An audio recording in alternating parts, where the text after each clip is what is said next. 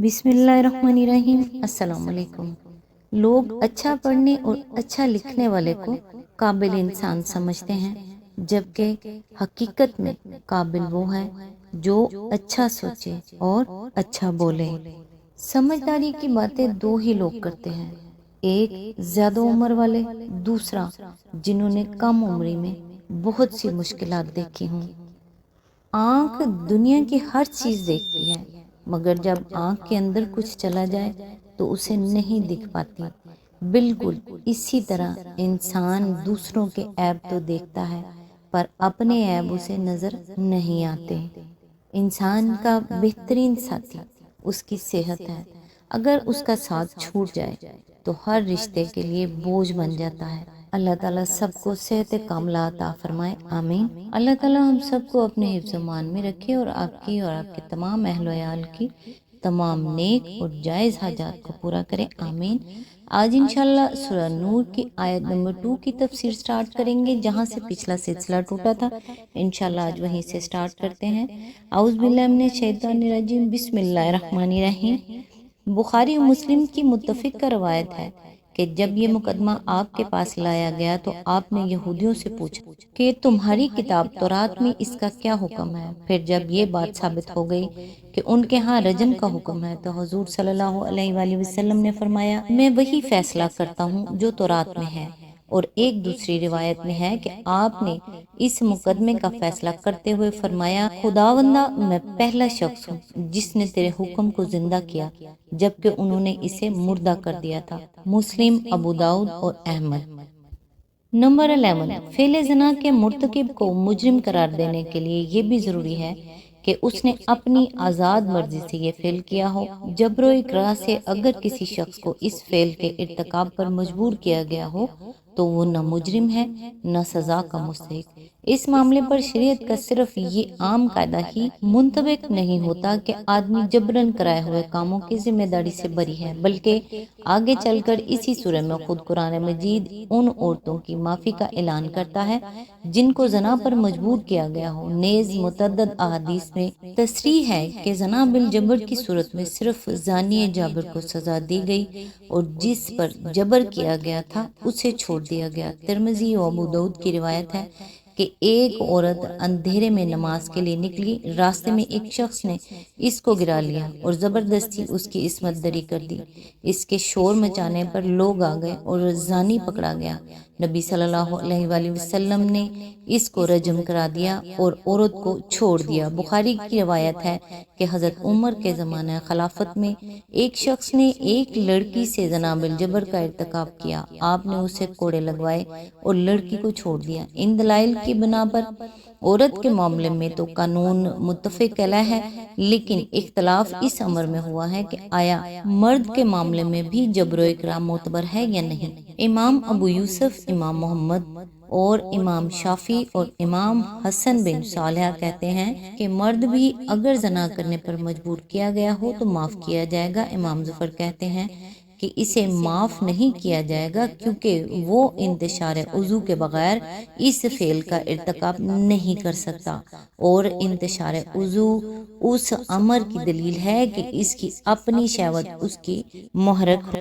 امام ابو حنیفہ کہتے ہیں کہ اگر حکومت یا اس کے کسی حاکم نے آدمی کو زنا پر مجبور کیا ہو تو سزا نہیں دی جائے گی، کیونکہ جب خود حکومت ہی جرم پر مجبور کرنے والی ہو تو اسے سزا دینے کا حق نہیں رہتا، لیکن اگر حکومت کے سوا کسی اور نے مجبور کیا ہو تو زانی کو سزا دی جائے گی، کیونکہ ارتکاب زنا بہرحال وہ اپنی شہوت کے بغیر نہ کر سکتا تھا اور شہوت جبراً پیدا نہیں کی جا سکتی۔ ان تینوں اقوال میں سے پہلا قول ہی زیادہ صحیح ہے، اور اس کی دلیل یہ ہے کہ انتشار عضو چاہے شہوت کی دلیل ہو مگر رضا و رغبت کی لازمی دلیل نہیں ہے۔ فرض کیجئے کہ ایک ظالم کسی شریف آدمی کو زبردستی پکڑ کر قید کر دیتا ہے اور اس کے ساتھ ایک جوان خوبصورت عورت کو بھی برہنہ کر کے ایک ہی کمرے میں بند رکھتا ہے اور اسے اس وقت تک رہا نہیں کرتا جب تک کہ وہ زنا کا مرتکب نہ ہو جائے۔ اس حالت میں اگر یہ دونوں زنا کے مرتکب ہو جائیں اور وہ ظالم اس کے 4 گواہ بنا کر انہیں عدالت میں پیش کر دے تو کیا یہ انصاف ہوگا کہ ان کے حالات کو نظر انداز کر کے انہیں سنسار کر دیا جائے یا ان پر کوڑے برسائے جائیں؟ اس طرح کے حالات عقلاً یا عادتاً ممکن ہیں جن میں شہوت لاحق ہو سکتی ہے بغیر اس کے کہ اس میں آدمی کی اپنی رضا و رغبت کا دخل ہو۔ اگر کسی شخص کو قید کر کے شراب کے سوا پینے کو کچھ نہ دیا جائے اور اس حالت میں وہ شراب پی لے تو کیا محض اس دلیل سے اس کو سزا دی جا سکتی ہے کہ حالات تو واقعات اس کے لیے مجبوری کے تھے مگر حلق سے شراب کا گھونٹ وہ اپنے ارادے کے بغیر نہ اتار سکتا تھا؟ جرم کے متحقق ہونے کے لیے محض ارادے کا پایا جانا کافی نہیں ہے بلکہ اس کے لیے آزاد ارادہ ضروری ہے۔ جو شخص زبردستی ایسے حالات میں مبتلا کیا گیا ہو کہ وہ جرم کا ارادہ کرنے پر مجبور ہو جائے وہ بعض صورتوں میں تو قطعی مجرم نہیں ہوتا اور بعض صورتوں میں اس کا جرم بہت ہلکا ہو جاتا ہے۔ نمبر 12، اسلامی قانون حکومت کے سوا کسی کو یہ اختیار نہیں دیتا کہ وہ زانی اور زانیہ کے خلاف کارروائی کرے اور عدالت کے سوا کسی کو یہ حق نہیں دیتا کہ وہ اس پر سزا دے۔ اس امر پر تمام امت کے فقہا کا اتفاق ہے کہ آیت زیر بحث میں حکم فجلدو یعنی ان کو کوڑے مارو کے مخاطب عوام نہیں ہیں بلکہ اسلامی حکومت کے احکام اور قاضی ہیں۔ البتہ غلام کے معاملے میں اختلاف ہے کہ اس پر اس کا آقا حد جاری کرنے کا مجاز ہے یا نہیں۔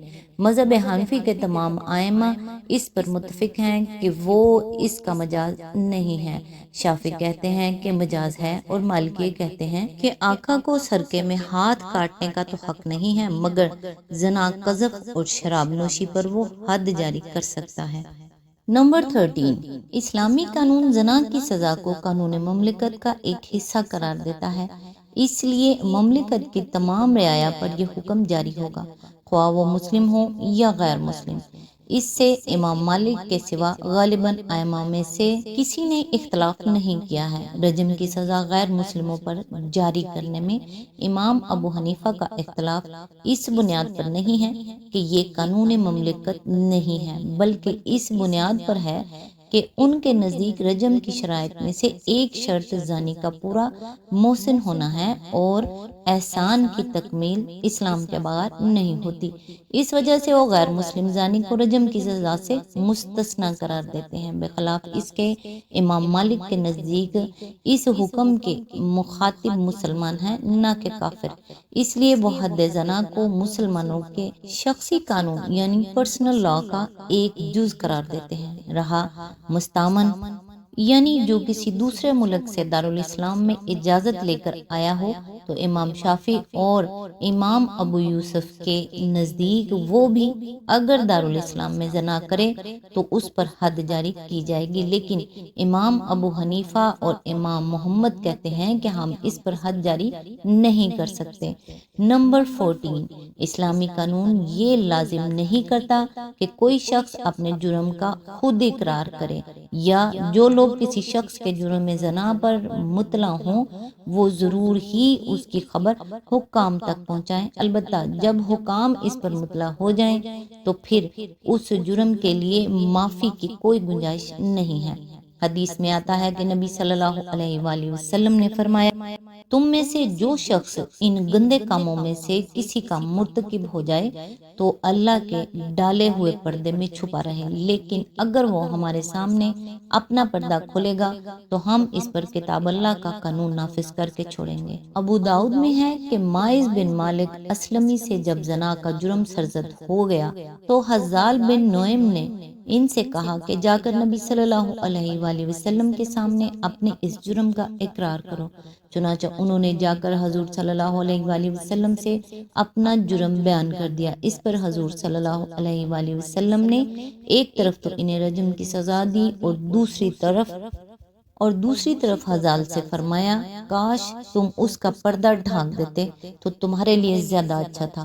ابو داؤد اور نسائی میں ایک اور حدیث ہے کہ آپ صلی اللہ علیہ وآلہ وسلم نے فرمایا حدود کو آپس ہی میں معاف کر دیا کرو، مگر جس حد یعنی جرم مستلزم حد کا معاملہ مجھ تک پہنچ جائے گا پھر وہ واجب ہو جائے گی۔ نمبر 15، اسلامی قانون میں یہ جرم قابل راضی نامہ نہیں ہے۔ قریب قریب تمام کتب حدیث میں یہ واقعہ موجود ہے کہ ایک لڑکا ایک شخص کے ہاں اجرت پر کام کرتا تھا اور وہ اس کی بیوی سے زنا کا مرتکب ہو گیا۔ لڑکے کے باپ نے 100 بکریاں اور ایک لونڈی دے کر اس شخص کو راضی کیا، مگر جب یہ مقدمہ نبی صلی اللہ علیہ وآلہ وسلم کے پاس آیا تو آپ نے فرمایا تیری بکریاں اور تیری لونڈی تجھی کو واپس، اور پھر آپ نے زانی اور زانیہ دونوں پر حد جاری فرما دی۔ اس سے صرف یہی نہیں معلوم ہوتا کہ اس جرم میں راضی نامے کی کوئی گنجائش نہیں، بلکہ یہ بھی معلوم ہوتا ہے کہ اسلامی قانون میں عصمتوں کا معاوضہ مالی تاوان کی شکل میں نہیں دلوایا جا سکتا۔ آبرو کی قیمت کا یہ دیوسانہ تصور مغربی قوانین ہی کو مبارک رہے۔ نمبر 16، اسلامی حکومت کسی شخص کے خلاف زنا کے جرم میں کوئی کارروائی نہ کرے گی جب تک کہ اس کے جرم کا ثبوت نہ مل جائے۔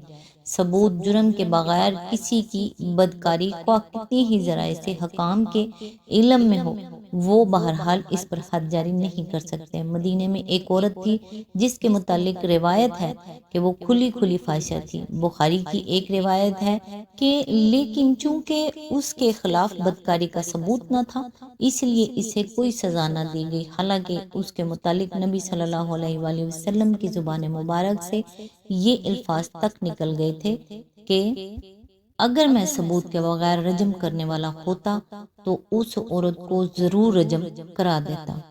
آج تک کے لیے بس اتنا ہی، نیکسٹ انشاءاللہ یہیں سے سٹارٹ کریں گے جہاں سے سلسلہ ٹوٹ رہا ہے۔